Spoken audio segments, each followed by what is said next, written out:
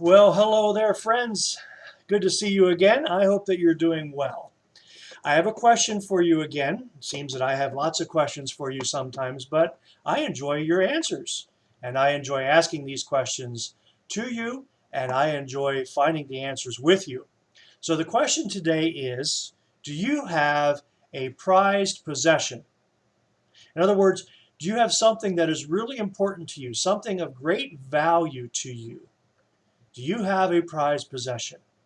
Maybe you want to think about what you have at your house or in your room or wherever it may be that is very valuable to you. Maybe a memory, maybe a picture, maybe a possession, maybe it's something you made or something you bought or something that someone gave to you. Or maybe your possession, your valuable possession, like me, is my wife, who is very valuable to me.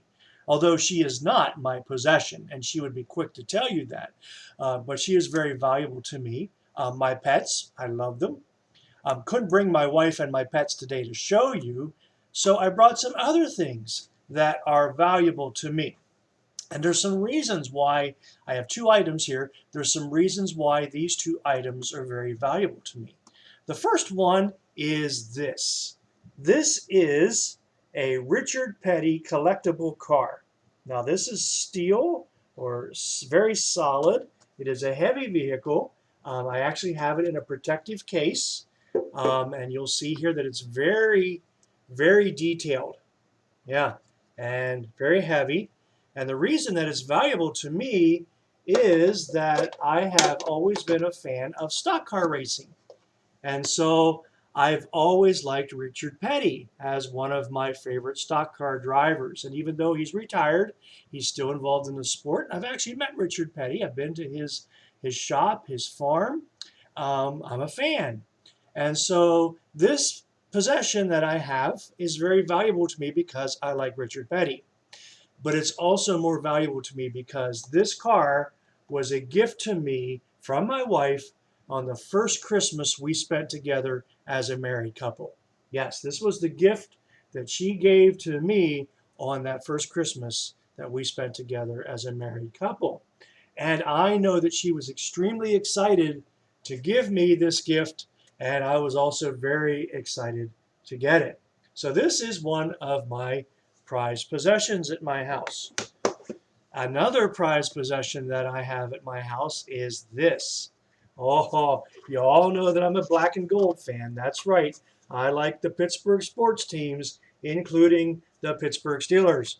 And so this helmet was one that was another Christmas gift from my wife to me. And I remember well the day that she gave that to me and how excited she was to see my excitement of receiving this Pittsburgh Steeler helmet.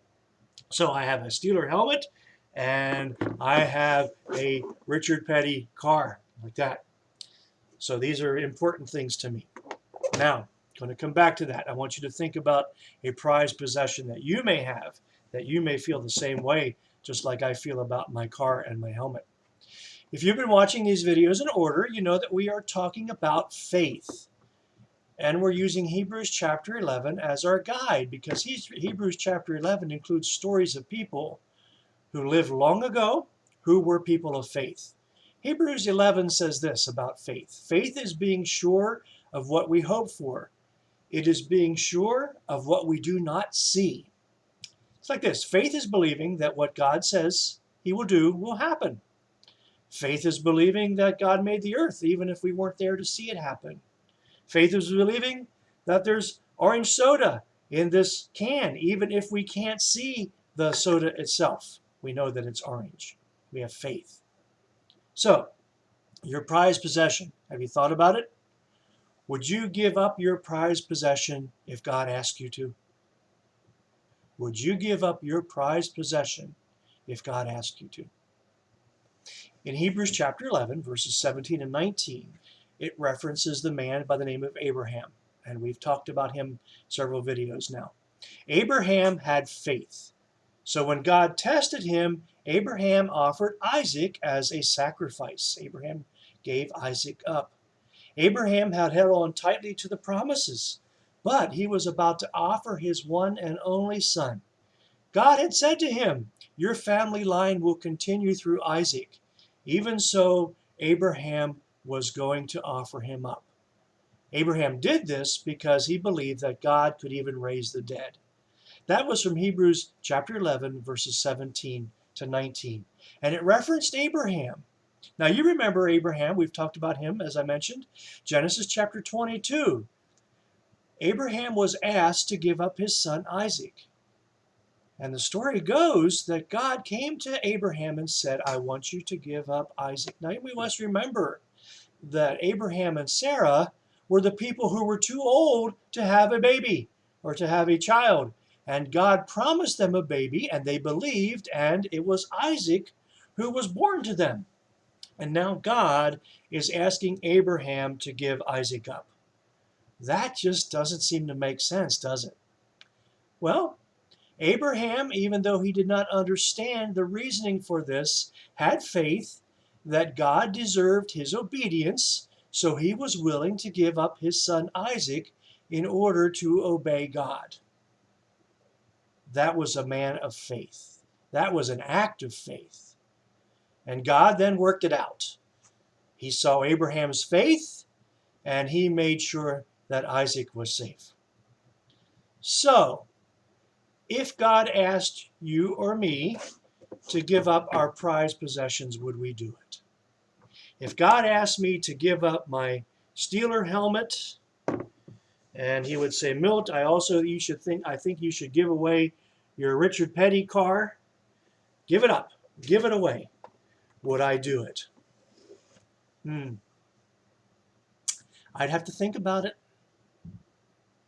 Yeah, honestly, I would have to think about it because these are things that I enjoy. But I would imagine that I would have to do it, even if it was hard for me to do it. I hope I would want to obey God. I hope I would want to trust God. And I do. I do trust God.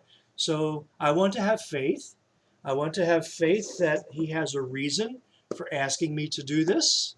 I want to believe that God can work all things out, even when I don't understand why, or I'm not sure why we experience the things we do.